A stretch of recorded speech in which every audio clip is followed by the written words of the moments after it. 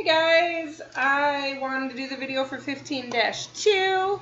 On 15-2, it's all about inches and measuring with inches. So you're going to need a ruler that has inches. Maybe you have a half ruler, like I know Noah has some just 6-inch rulers that he had to buy for school, so those are fine too.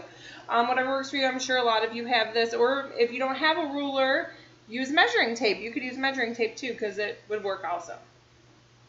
So on the front, I want you to find something in your house that's about 1 inch, something that's about 6 inches, and something that's about 12 inches. So I went around my house measuring things, and I want to show you what I found.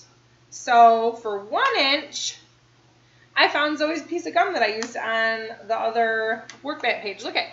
It's about 1 inch. So I start measuring at that black line there, not at the tip of the ruler, even though it looks from here it's the tip of the ruler, but really it's on that. So a piece of gum is about 1 inch. So I'm just going to write gum.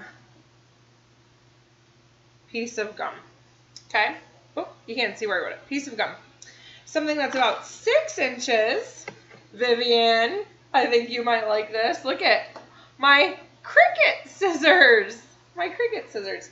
So I measure those and look at, they're about 6 inches from start to finish. So I'm going to write my Cricut scissors. And last but not least, something that's about 12 inches. So 12 inches is the whole ruler, and 12 inches is a foot, not about, it is a foot. And I found my puzzle. I've been working on puzzles, so this is one of my latest puzzles I did. And I'm going to try to let you see the best I can, because my camera's not very wide. So there's where I start measuring. And look at, it's about 12 inches.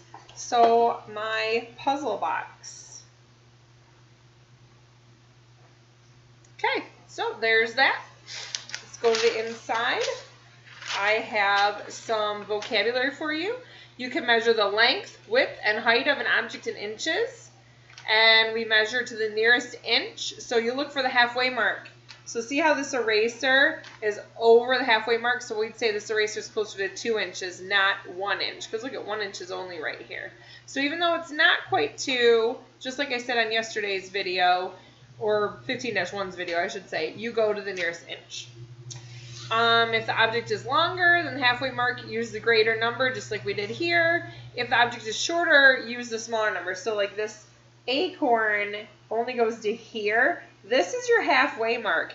It's not to the halfway mark, so we go back. So we'd say this is about 1 inch. That's a better way to say it. So word bank, length, width, height, inch, nearest inch. Length is how long something is left to right. So left to right length. Width is how wide something is. So my scissors are kind of different here. Like the width of them is greater at the top than at the bottom.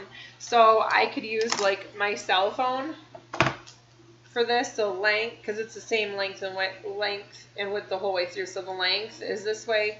Width is this way. And for height, if I wanted to stand it up, something that would stand up, like say, here I have a candle. My candle, I would measure how high it is. Okay. So, and then inch, we know what an inch is, unit of measurement, and nearest inch is by looking, if it's less than the halfway mark, you go down. If it's less than the halfway mark, you go down. If it's more than the halfway mark, you go up. So we're going to go through, and you guys can measure a pencil case, your book bag, a paintbrush, a cup, a height of a cup. So I have a cup right here, so we'll do my cup, my water cup here. So it's like a Yeti. So if I'm going to do height, I would stand it up here. Make sure you stand it at the bottom. And it's hard to see, but it's about 8 inches, okay?